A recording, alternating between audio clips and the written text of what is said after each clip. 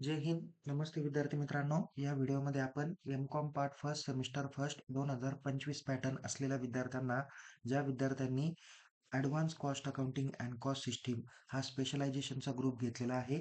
त्या ग्रुपमधील advance cost accounting या सब्जेक्टच्या क्वेश्चन पेपरचा फॉर्मॅट आणि important question for study purpose आपण बघणार आहोत. शैक्षणिक वर्ष 2025-26 पासून परीक्षेच्या पॅटर्नमध्ये बदल करण्यात आलेला आहे.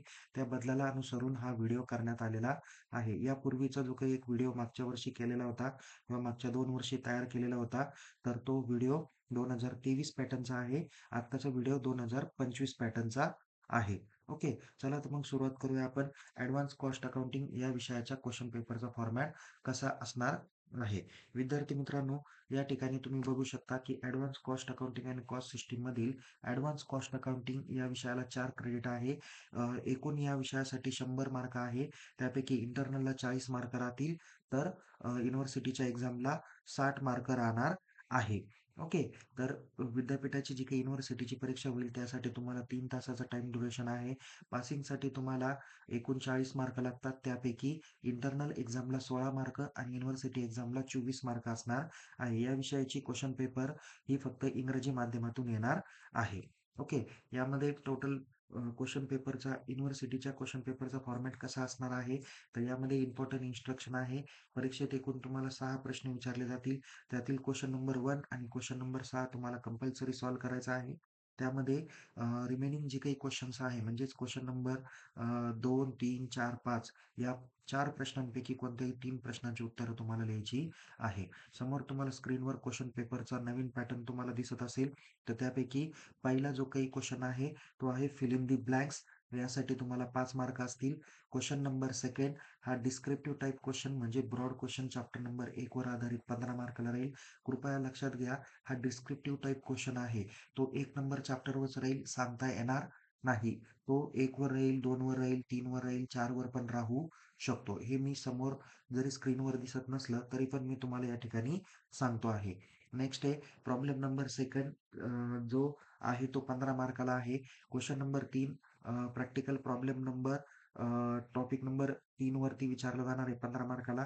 क्वेश्चन नंबर 5 चॅप्टर नंबर 4 वर प्रॅक्टिकल प्रॉब्लेम 15 मार्काला विचारला जाईल. तर क्वेश्चन नंबर 6 हा शॉर्ट नोट्स आहे. 4 पैकी 2 शॉर्ट नोट्स लिहायच्या. यासाठी प्रत्येक शॉर्ट नोट्सला 5 मार्क आहे. अशी एकूण 10 मार्कासाठीची ही क्वेश्चन पेपर असणार आहे. ओके. सो संपूर्णतः प्रश्नपत्रिका 60 मार्काची असणार आहे. यामध्ये पहिला नंबरचा जो काही क्वेश्चन आहे किंवा क्वेश्चन नंबर 2 मध्ये जो काही ब्रॉड क्वेश्चन आहे, तर हा ब्रॉड क्वेश्चन कोणकोणते असू शकतात? एक अंदाज या ठिकाणी सांगितलेला आहे. What is the inventory control? Explain in details the various techniques of inventory control. Okay. Inventory कंट्रोलच्या जे काही वेगवेगळ्या मेथड्स आहे, त्या कोणत्या आहे? त्या किंवा सॉरी टेक्निक्स कोणकोणते आहे ते या ठिकाणी एक्सप्लेन करायच्या आहे. नेक्स्ट आहे, हा लास्ट नंबर चॅप्टरवरती आहे. Explain in details the process of reconciliation of cost and financial accounts and the causes of disagreement between the cost account and financial accounts. किंवा तुम्हाला process of reconciliation of cost असा सुद्धा तुम्हाला प्रश्न कदाचित विचारला जाऊ शकतो. त्यानंतर क्वेश्चन नंबर 3 आहे explain in details the classification of cost with suitable example. Okay. कॉस्टचे जे काही वेगवेगळे क्लासिफिकेशन आहे ते या ठिकाणी तुम्हाला काय करावे लागतील, एक्सप्लेन करून सांगावे लागतील. ओके. नेक्स्ट आहे all overheads are cost but all cost are not overhead. Explain in details with classification of overhead. थोडक्यात या ठिकाणी तुम्हाला ओव्हरहेडचं मिनिंग तुम्हाला या ठिकाणी सांगायचं आहे. त्यानंतर क्लासिफिकेशन ऑफ ओव्हरहेड तुम्हाला स्पष्ट करून सांगायचे आहे. असे 1, 2, 3, 4 चारही चॅप्टरवरती तुम्हाला कोणतेही ब्रॉड क्वेश्चन विचारले जाण्याची शक्यता आहे. त्यासाठी 15 मार्क्स असू शकतील. सॉरी त्यासाठी अ, हो 15 मार्क्ससाठी हा प्रश्न असू शकतो. त्यानंतर क्वेश्चन नंबर 3 जो प्रॅक्टिकल प्रॉब्लेमवरती असणार आहे न्यूमेरिकल प्रॉब्लेम, तर हा चॅप्टर नंबर 2 वर आधारित आहे. त्याला एम्प्लॉयी कॉस्ट किंवा कॉस्ट अकाउंटिंग स्टँडर्ड 7 त्याला आपण म्हणत असतो. 15 मार्काला प्रॅक्टिकल प्रॉब्लेम आहे. त्याच्यामध्ये numerical problem of methods of remuneration आहे, लेबर टर्नओव्हर आहे. ओके. त्यावरती तुम्हाला प्रॅक्टिकल प्रॉब्लेम विचारला जाऊ शकतो. यामध्ये तुम्हाला वेगवेगळे ऑप्शन आहे म्हणजे स्ट्रेट पीस रेट, नंतर टेलर डिफरन्शियल पीस रेट, नंतर Rowan plan, Halsey premium plan, अजूनही तुम्हाला वेगवेगळे प्लॅन हे रेम्युनरेशनच्या बाबतीत तुम्हाला विचारले जाऊ शकतात. असतात. लेबर रेम्युनरेशनच्या जे काही वेगवेगळ्या मेथड्स आहे त्या देखील तुम्हाला अभ्यासाव्या लागतील. याला ऑर किंवा काही काही वेळेस कॉस्ट शीटवरती पण प्रॅक्टिकल प्रॉब्लेम विचारला जाईल, जो चॅप्टर नंबर 1 वर आधारित प्रॅक्टिकल प्रॉब्लेम राहणार आहे. नेक्स्ट आहे ओव्हरहेड्स अकाउंटिंग. त्याला कॉस्ट अकाउंटिंग स्टँडर्ड नंबर 3 म्हणतो. यावर प्रॅक्टिकल प्रॉब्लेम टॉपिक नंबर 3 वर आधारित 15 मार्काला आहे. यामध्ये तुम्हाला numerical problem of allocation, apportionment, reapportionment of overhead आहे. ज्यामध्ये रिपीटेड डिस्ट्रीब्युशन मेथड किंवा simultaneous equation method, computation of overhead rate along with the treatment under and over absorption of overhead यावरती practical problem आहे. जिथं तुम्ही प्रायमरी डिस्ट्रीब्युशन, सेकंडरी डिस्ट्रीब्युशन हे तुम्ही अभ्यासले असताल तर त्या पद्धतीने तुम्हाला प्रॅक्टिकल प्रॉब्लेम आहे. ओके, ते तुम्ही बघा. विथ याच्याबरोबरच तुम्हाला under and over absorption of overhead हे देखील तुम्हाला काय करायचे आहे, अभ्यासायचे आहे. ओके. नेक्स्ट आहे क्वेश्चन नंबर 5, जो प्रॉब्लेम नंबर 4 वर आधारित 15 मार्काला आहे. त्याला non integrated account system and reconciliation of cost and financial account आहे. यामध्ये न्यूमेरिकल प्रॉब्लेम तुम्हाला non integrated accounting system, reconciliation of cost and financial accounts वरती विचारले जाणार आहे. ओके. या पद्धतीने तुम्हाला सगळे न्यूमेरिकल प्रॉब्लेम प्रत्येकी 15-15 मार्काचे आणि काही ब्रॉड क्वेश्चन्स पण तुम्हाला मी या ठिकाणी सांगितलेले आहे.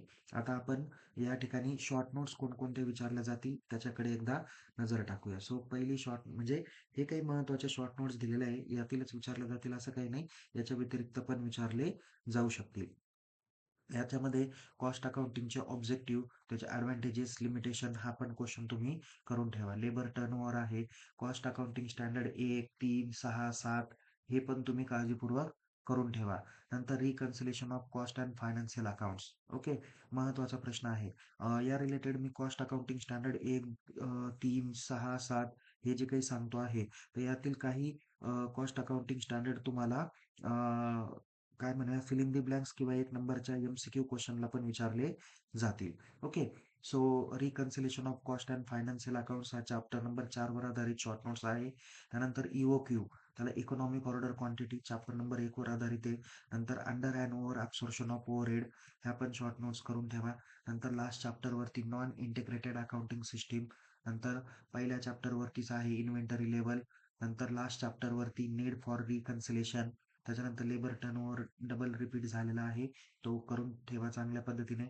नंतर एबीसी अनालिसिस, जे काही वेगवेगळ्या टर्म्स आहे त्याच्यापैकी हे आहे ABC analysis, just in time, inventory level, inventory turnover ratio, ह्या काही महत्त्वाच्या शॉर्ट नोट्स आहे. जॉब इव्हॅल्युएशन महत्त्वाची शॉर्ट नोट्स आहे.